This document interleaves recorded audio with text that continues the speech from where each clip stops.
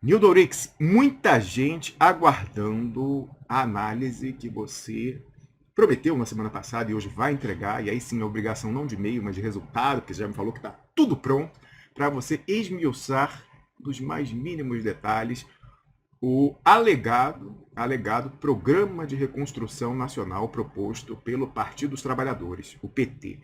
Boa tarde, Nildo Rix. Bem-vindo mais uma vez ao Duplo Expresso blindado, virado na cibersegurança. Estimadíssimo Rômulo Expressionautas, um prazer estar com vocês, uma vez mais, numa batalha aí incrível que eu assisti aqui nos bastidores. O Rômulo aí na peleia para colocar o Duplo Expresso no ar, né? E hoje com um tema que chama atenção, Rômulo. Por quê? Porque o principal partido que encabeça as filas do liberalismo de esquerda solta um documento e ninguém fala dele. Me chamou muita atenção. Não vi crítica, não vi debate, ninguém, nem articulista, nem na mídia burguesa, nem nos sites alternativos, chamemos assim. E quando eu me debrucei sobre ele, eu fiquei verdadeiramente estarrecido por algumas características que eu gostaria de compartilhar aqui com todos os expressionautas. Perfeito, Nildo, mas antes de você entrar na substância, vou fazer uma meta-análise ali. Então, eu não pude seguir essa questão, nem o conteúdo e muito menos a repercussão, porque eu estava preocupado com o que você viu da cibersegurança, a polícia, etc e tal. Então, de duas uma. E aí, eu acho que a análise do mérito que você vai fazer vai ajudar a gente a tentar escolher dessas duas opções. Não sei se você concorda com as duas opções. Quando há um silêncio muito grande, principalmente nos meios hegemônicos, com alguma proposta alternativa, ou é porque ela é muito disruptiva e perigosa, ou então é porque ela é irrelevante. O que você acha, Nildo? Tem uma terceira alternativa? Eu me inclinaria pela segunda, obviamente. Óbvio. Mas há algo mais, Rômulo. Veja, uma certa vez, o grande intelectual brasileiro Rui Mauro Marini mostrava que uma arma eficaz contra uma teoria crítica era precisamente o silêncio. Não é o que se aplica nesse caso, porque é um documento bastante pedestre, eu diria, um documento bastante rasteiro, organizado por comissões, né, o que eles chamam lá de núcleos de acompanhamento de políticas públicas, que envolveu, sei lá, 200 de especialistas e gente que faz a política, né? Nildo, é tipo mais ou menos aquela campanha do Duda Mendonça, em 2002, do Lula, que eles abriam com aquelas mesas, assim, um bando de gente. Não sei se você lembra disso, né? Exatamente aquilo. Tipo Boa aquilo. Lembrança. Tá. Boa lembrança cinematográfica. Uhum. Então, veja, aí eu fui ver a composição das comissões para não fazer nenhum juízo precipitado, porque quando a gente trabalha no terreno teórico, a gente tem que fazer a coisa com um rigor. Eu gosto quando alguém me critica e perde tempo. Então, fui ver os nomes, quem eram as figuras, comissões. E ele é um documento, essa é a primeira consideração, Romo. Ele é um documento feito pela Fundação Perseu Abramo, também pela presidente do PT, Gleice Hoffmann. O Lindbergh está lá na Perseu Abramo também atualmente, Nigorix. Na verdade é o seguinte, as fundações dos partidos, elas são um instrumento jurídico, mas elas na prática, elas são um instrumento de sequestrar a vitalidade militante do partido. E assim, uma medida também, Nildo, quando a pessoa não renova o mandato, é um lugar onde acomodar. Você vê Dilma, Lindbergh. Você está maldoso hoje. Não, Nildo, as pessoas têm que pagar o aluguel, têm que pagar a escola dos filhos, enfim. Não, você recorda um artifício que é verdadeiro, né? Um ex-parlamentar, alguém que perdeu a eleição, etc. Então, é ungido a condição de um membro de uma fundação com a qual pode ter algum brilhantismo. Mas, nesse caso, a exigência é clara, Romulo. O sujeito tem que ser um formulador teórico. Não é o caso nem da Luiz Mercadante, nem da senadora Gleice Hoffmann. Eles são políticos sem um lastro, né? A tese de doutorado do Aloysio Mercadante ela foi caracterizada pelo Bresser Pereira, que estava na banca, como uma tese defendida lá na Unicamp sem teoria. Era uma narrativa, um relato, isso é dito publicamente. Não, isso não é. Você pode fazer essa cara de espanto, mas foi exatamente isso. A universidade, do jeito que ela está, ela aceita qualquer coisa. É claro que aquela apologia que estava nas linhas da tese de doutorado do Aloysio Mercadante, ela caiu em seguida quando a própria Dilma Rousseff fez um ajuste e colocou o Brasil numa rota recessiva da qual ele não saiu mais. Então foi uma tese, digamos assim, que teve um prazo de validade de alguns meses e caiu por seu próprio peso, porque era uma tese de doutorado, que era uma grande descrição. E com efeito, embora Bresser Pereira tampouco seja um homem muito chegado na teoria, naturalmente, ele com uma larga experiência de Fundação Getúlio Vargas, etc., ele observou que era um grande, muito no espírito desse documento que está aqui, que é esse plano estrutural de transformação do Brasil, né? É um bonito. Então veja bonito, que tá? de Vamos reconstrução conceder. nacional... Bonito. Eu acho que a gente precisa de uma reconstrução nacional. O conteúdo entrega essa proposta, Nildo? Não, aí que está o problema. Há um abismo entre o que se anuncia e o que se entrega. Então, eu queria tratar aqui, mas veja, vamos pegar essa tua premissa, que ela é muito importante, Rômulo, por algo fundamental. Nós estamos num deserto. O debate político, o debate público, ele afasta a maioria da juventude, da classe trabalhadora, o desinteresse é uma nota dominante no meio de uma eleição como essa, não só por causa da pandemia, também por causa dela, obviamente, mas, sobretudo, porque o terreno é muito árido no debate das ideias. A política, como já disse uma vez Fidel Castro, a revolução é filha das ideias e da cultura.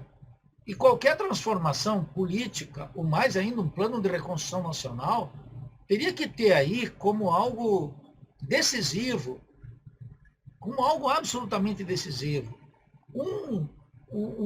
estar assentado teoricamente. E o documento não tem duas moléculas de teoria.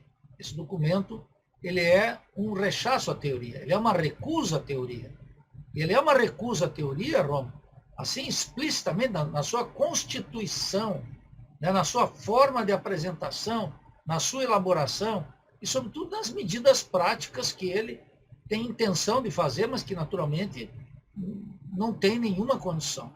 Então, eu suspeito que, a despeito desse terreno árido que se constituiu o debate das ideias no Brasil, e, nesse caso, aquela conspiração do silêncio contra uma tese poderosa que anotou o meu estimado maestro Rui Mauro Marini, esse mineiro de Barbacena, aqui se deve, de fato, à precariedade do documento.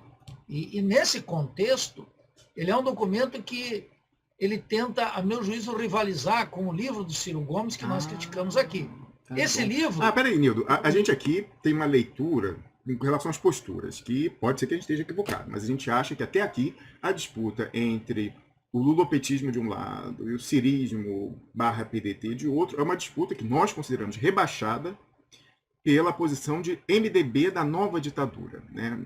Que só quer voltar a partir de 2026, mais provavelmente 2030, quando já tiver terra arrasada e ambos falarem: olha, lamentamos o que aconteceu, mas pacta sunt servanda. Uma fórmula latina quer dizer, os acordos serão cumpridos. Então você já entregou a Amazônia e tal, não sei o quê. Eu queria muito, se eu tivesse lá atrás, em 2022, 2020, eu não teria feito. Mas já que foi feito, a gente pode ver o que pode ser remediado minimamente daqui para frente. Então é um pessoal que não quer pegar o rabo de foguete agora, quer esperar a maldade ser completada pelo Paulo Guedes, pelo Bolsonaro, ou o que quer que venha daqui na frente, e voltar, já quando tiver um cemitério, para botar flores nas tumbas. Flores nas tumbas. Então, o que era engenheiro da Petrobras qualificadíssimo, ele vai estar no desalento. Aí vão falar, não, mas calma, você não vai morrer de fome, você e sua família, você com a sua formação qualificadíssima. A gente vai te dar um Bolsa Família Plus de, digamos, R$500. Não é no 280, não, agora é R$500. Então, me parece que a disputa entre, de um lado, o cirismo e o lulopetismo é por esse lugar rebaixado. E eu vejo até uma coincidência, Nildo Orix, e isso dialoga com